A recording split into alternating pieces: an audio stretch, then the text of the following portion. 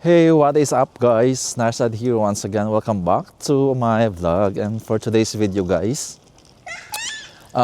mag-grocery kami. Actually, we don't have a plan to go outside.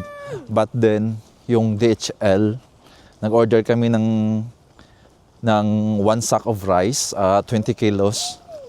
And then, inaantay ko siya na dumating sa apartment since yesterday. Whole day ako nasa apartment. Pero sinabi na 8:49 daw, na andun sila, pero walang tao. Kaya ipipick up daw sa branch.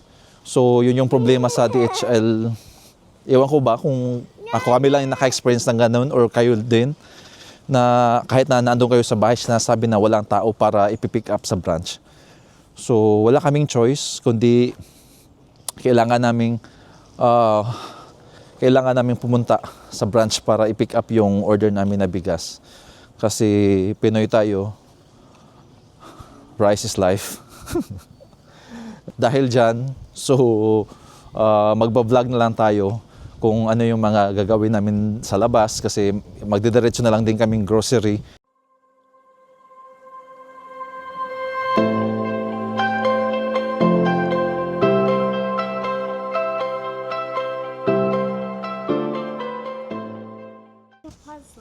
Looks like a puzzle.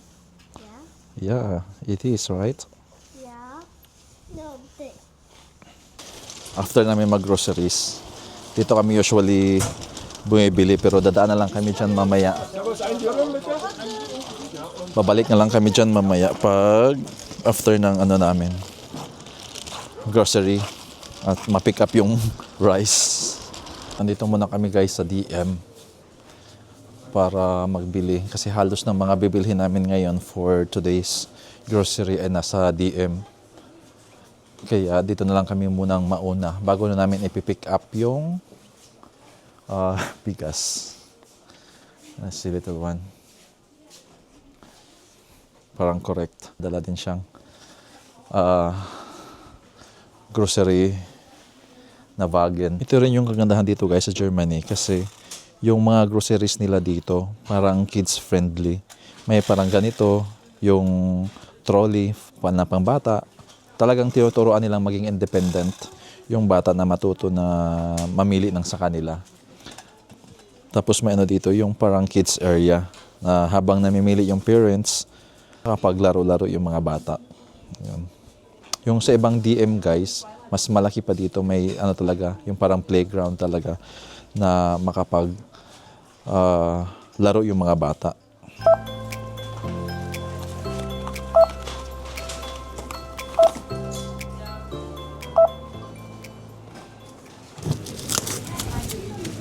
May lesson guys, basta order online.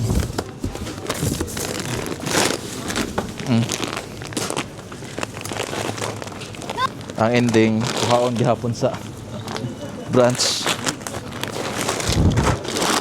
Dito kami guys sa Teddy, yung parang pilihan ng mga gamit sa bahay, na mga mumurahin lang din. Yung Novo ba yun? Kung familiar kayo, yung Novo. Ang purpose na namin dito guys ay bumili ng hanger. Pero may mga extra. Ganon din ba kayo? Yung may nakalista na kailangan bilhin pero pagdating dito na bibili na kayo, may mga extra pa kayo mabibili.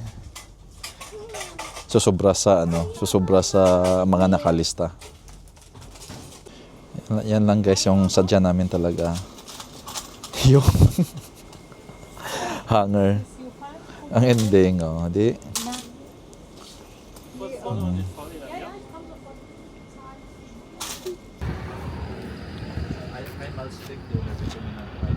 Bir de şeyi bilmiyor. İngilizceden konuşuyor.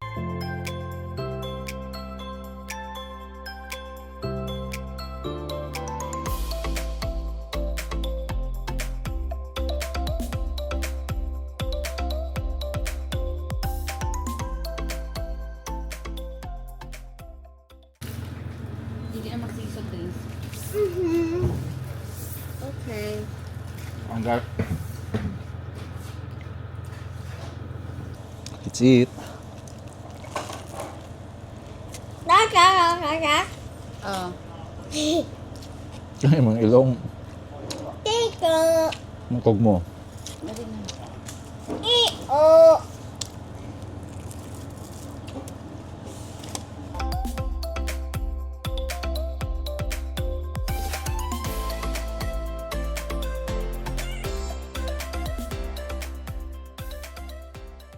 Hello guys, guten Morgen or good morning. Second day of the vlog.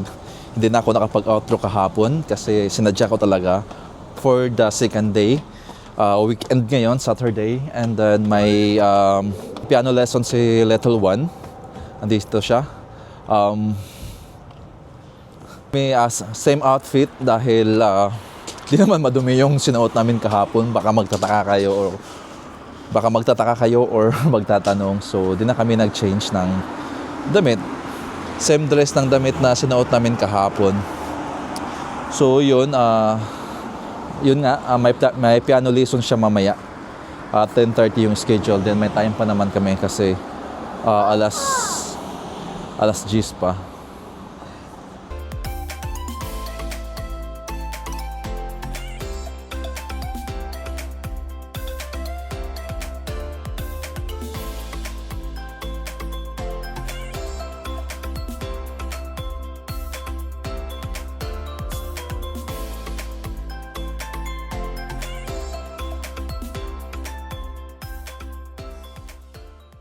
So yung itinerary natin ngayong araw na to guys ay yun nga, may piano lesson si Little One. Tapos after ng piano lesson niya ay pupunta kami ng Asian store para mamili din ng mga condiments or pwedeng pang stock namin. Tapos afternoon punta din kami sa bilihan ng karne kung saan kami usually doon bumibili kasi yung supply namin sa fridge na mga frozen goods ay paubos na. So, kailangan na rin namin mag-stocks. Ito guys, kakababa lang namin. So, papunta na kami ng piano lesson niya. So, yung na-book namin guys na pang piano lesson niya ay private. So, nasa 35 euro for 30 minutes. Medyo pricey siya. Pero flexible kasi, just like for example, pag may pasok ako ng weekend na every Saturday, tapos nasa Deutsch course din kasi si Mrs. So, tawag nito, pwede naming sabihan yung nagtuturo na di kami makakapunta sa piano lesson niya ni Little One. Kaya, okay na rin kasi 'di ba pag may kontrata, kahit napapasok ka o hindi, may bayad pa rin yun. Yung sa kanya, kung ano yung araw na pinasukan mo, yun lang yung may bayad. Or kung ano yung araw na di kayo pumasok, hindi siya counted sa bayad.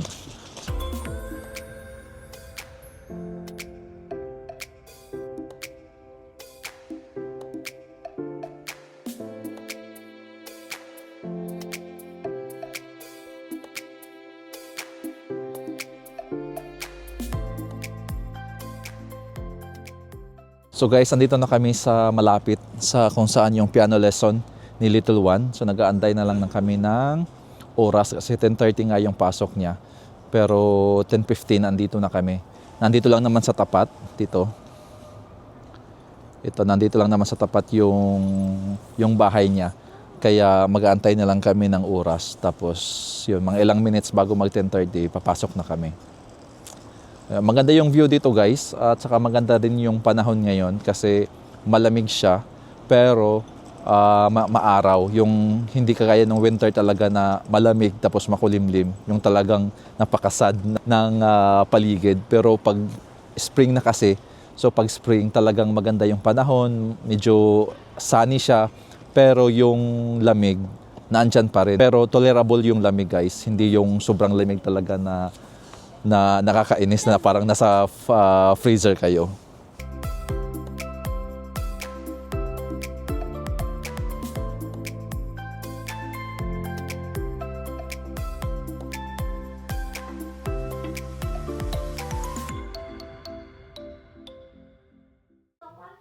Ja, genau. Also das ist das C. Also von C können wir So guys, tapos na ang piano lesson ni Little One. Nag-aabang na lang kami ngayon ng bus na parating. Didiretso na kami ng Asia Store. So timing, andito na yung bus. Yan.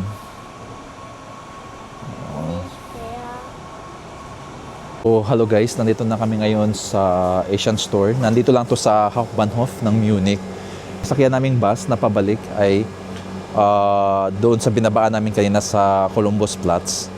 Tapos didiretso dito yung subway station sa Hauptbahnhof. So mas easy kasi sa amin kaysa pupunta pa kami doon sa isang Asian store na kung saan kami doon usually bumibili ng mga Asian na mga products. Since mas easy access sa amin to, so dito na lang kami bumili kahit na medyo pricey dito. So dito na lang. Walang choice kasi may bata kasi akong kasama. Baka magreklamo na gusto nang umuwi. So nandito guys, may mga dito, paa ng baboy. Request si Mrs. ng paa ng baboy. Ayan, mga nakahiwa na. Tapos meron din ditong patingan ng baboy, mga pangsisig. Ayan. Then meron din sila ditong mga Filipino products guys. Kaya nito, siopaw, mga siomai, ayan. Siopaw. And then kagaya nitong yung nakuha ko kanina na noodles. Kasi minsan nagre-request din si Little One ng noodles. Ayan. Guys, since dito sa Munich, wala kaming dagat, wala ditong dagat. So, lahat ng mga seafoods nila dito ay lahat frozen. Kaya, yun din yung isa sa nami-miss ko. So, once na makauwi ako ng Pilipinas, yun talaga yung unang-una kong gustong kainin yung mga seafoods. Kasi, wala ka makakain na fresh dito. Lahat frozen yung mga seafoods. Yun talaga yung nakakamiss dito guys. Kasi walang dagat, malayo. Kaya mahal din. Frozen na, mahal pa. Then maybe guys, sa next time na mga vlog ko ay, ang iba vlog ko ay about sa yung mga budget ng grocery namin. Para makikita nyo kung paano yung mamuhay dito sa Germany or bilang migrant na pamilya. So paano mag-budget, magkano yung budget para sa groceries, sa kain sa labas, ayun guys. So maybe yan yung isa sa next na iba-vlog ko. Then guys, wala din namin kasama si Mrs. ngayon kasi every weekend, Saturday and Sunday, yung yung Deutsch course niya. Nandito banda, yung school niya. And then ngayon, tapos naman na kami sa Asian store, bumili. Pupunta kami ngayon ng KFC para mag-lunch. Kasi gutom na rin ako, pati yung maliit na kasama ko. Nagrereklamo na rin na gutom na siya. Kaya dadaan na lang muna kami ng KFC bago dumiretso bumili ng mga karne. Naka 34 euro kami sa Asian store. And then dumaan kami kundi ng Lidl kasi may binili. Nakalimutan namin kahapong bilhin.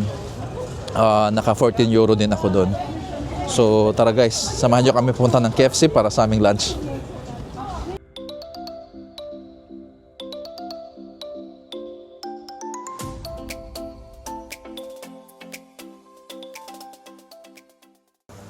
So guys, nandito na kami sa KFC. Kakatapos ko lang mag-order.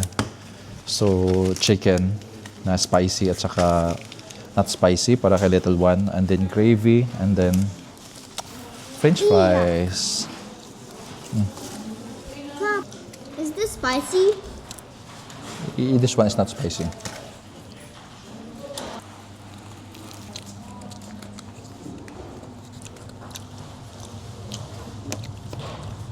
Guys, dito kami usually bumibili ng karne kasi mas mura dito yung karne. At minsan may mga sale sila. Kaya mas nakaka-save kaysa sa pumili sa mga kilalang grocery store dito sa Germany. Kagaya nito. Yan yung mga sale nila. Mga naka-red na na marke. Meron din sila dito guys, mga dried na mga isda. Dito ako yung bumibili ng yung parang ang lasa din niya kasi parang dried fish sa atin. Pero hindi siya masyadong maalat. Kaya nagugustuhan ko din. Para na siyang chicharon pag prinito. Yan yung paborito ko na binibili. Usually pag 100 grams, marami na siya. So ito na yung guys, yung mga napamili ko lahat na karne. Ayan, di ko na lang dinamihan kasi pangit din kasi pag magtagal sa sa freezer.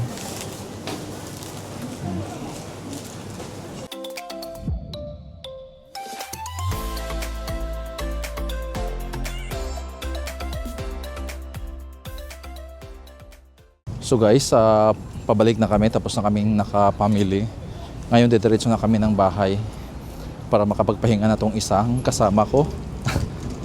Kasi nag-promise ako sa kanya na mamaya pagising niya mag-roller skate kami or magbabike. Kasi nga maganda yung panahon guys. Medyo mainit. Kaya time na makapag roller skate or makapag-biking.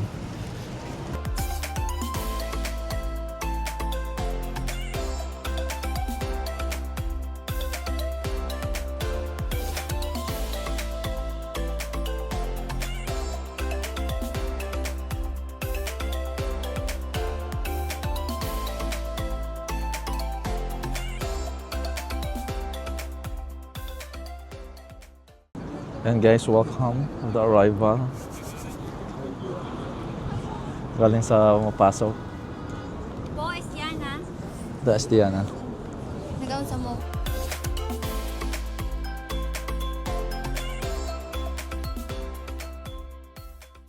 So guys, update. Nandito na kami ng bahay. Kakarating lang namin. So ayusin ko muna itong mga pinag-grocery namin. And then lalabas kami konti dyan sa may shortcut namin. Kasi nakapag-promise ako kay Little One na tawag na ito. Roller skate siya. Kaya yung pagbigyan natin. Tapos pagkatapos nun, tsaka na lang kami maligo. Para tawag nito, hindi na madumihan pagkagaling labas pag nagro-roller skate. So ito lang yung mga binili ko namin guys. Siguro nakailan ba kami kanina sa Asian store?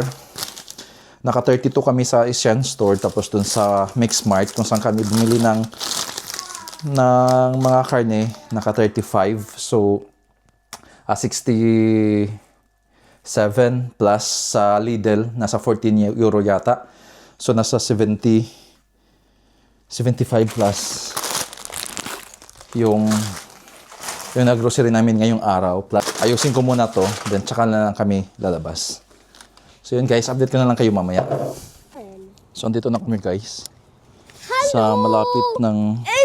Ich heiß Tito Baku. Ich heiß Tito Baku. Weil niemand Here, andito. mag mir. So, andito na kami guys, malapit sa apartment namin. Are you gonna hold my foot? Then, What's that? para makapag-practice to, makapag-roller skate. Papa! Yes.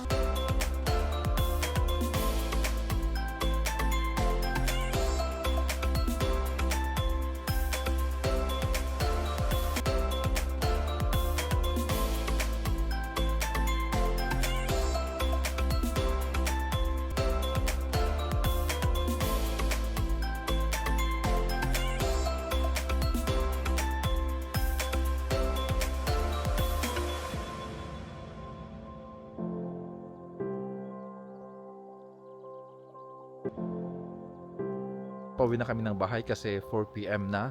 Dito ko na lang siguro tatapusin yung aking vlog. Maraming salamat sa inyong panonood at sa inyong suporta. Please keep supporting me, Nars Ed 89 sa YouTube channel ko at sa Blue App, Nars Ed. So that's it. Ciao!